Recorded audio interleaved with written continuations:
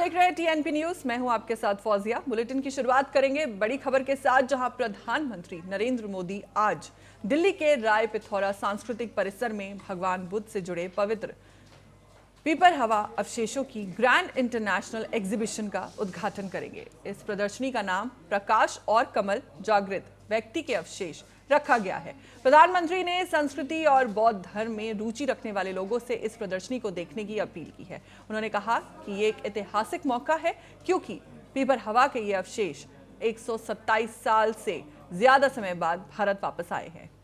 इस प्रदर्शनी में एक सदी से ज्यादा समय बाद स्वदेश लौटे पीपर हवा के पवित्र अवशेष है। प्रदर्शनी में नई दिल्ली के राष्ट्रीय संग्रहालय में सुरक्षित और कोलकाता के भारतीय संग्रहालय में संरक्षित पुरातात्विक सामग्री भी हैं। पीएम मोदी ने एग्जीबिशन से जुड़ी फोटोज भी शेयर की हैं।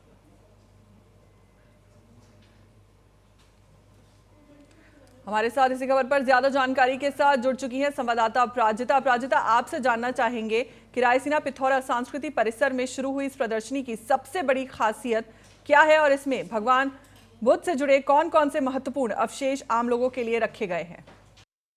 जी बिल्कुल, देखिए प्रधानमंत्री मोदी ने संस्कृति और बौद्ध धर्म में रुचि रखने वाले लोगों से इस प्रदर्शनी को देखने की अपील की है।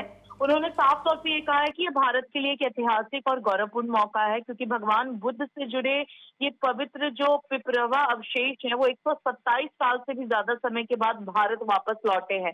और भगवान बुद्ध में आस्था रखने वाले लोग जो है उनके लिए तो ये बड़ी खबर है ही। और इसके अलावा इस प्रदर्शनी में भगवान बुद्ध की अस्थियां और उनसे जुड़ी पवित्र वस्तुएं प्रदर्शित की जा रही हैं। सबसे खास बात यह है फौजिया कि इनमें वे अवशेष भी शामिल हैं जो एक सदी से ज्यादा समय बाद ही अपने देश लौटे हैं। तो ये लोगों के लिए बहुत अच्छी बात है, स्पेशली भारत की संस्कृति के लिए बहुत अच्छी बात है।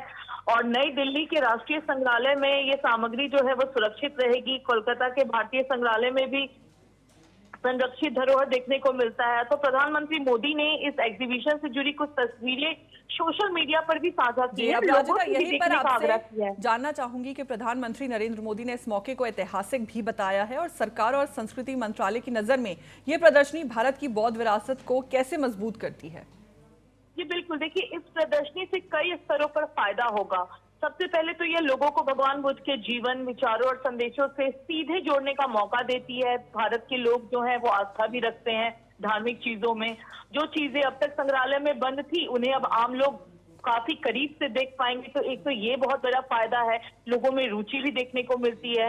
वहीं दूसरा फायदा अगर बात करें तो जैसे भारत की संस्कृति और ऐतिहासिक विरासत जो है उसको मजबूती मिलेगी।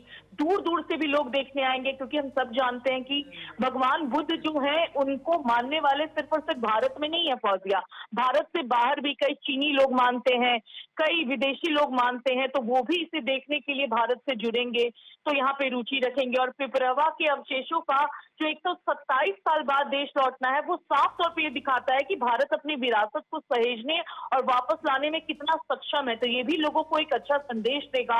और सबसे जरूरी बात, इस प्रदर्शनी से पर्यटन और अंतर्राष्ट्रीय पहचान को काफी बढ़ावा मिलेगा। तो भारत को बुद्ध की भूमि के रूप में दुनिया के सामने और मजबूती से पेश किया जा सकता है। तो आज के तनाव भरे माहौल में ये संदेश शांति करना और अहिंसा लोगों के लिए बेहद जाएगा। तो ये प्रदर्शनी बिल्कुल अपराजिता, बहुत बहुत शुक्रिया आपका हमारे साथ जुड़ने के लिए और जानकारी साझा करने के लिए।